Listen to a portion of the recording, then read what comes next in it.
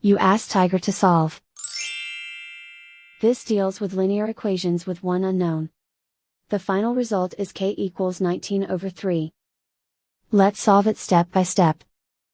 Simplify the expression. Expand the parentheses. Multiply the coefficients. Simplify the arithmetic. Expand the parentheses. Simplify the arithmetic. Expand the parentheses.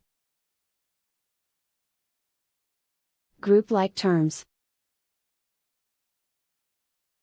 Simplify the arithmetic. Group all constants on the right side of the equation. Add 76 to both sides. Simplify the arithmetic.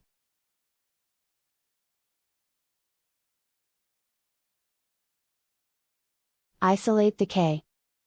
Divide both sides by 12. Simplify the fraction. Find the greatest common factor of the numerator and denominator. Factor out and cancel the greatest common factor. And so the final result is k equals 19/3.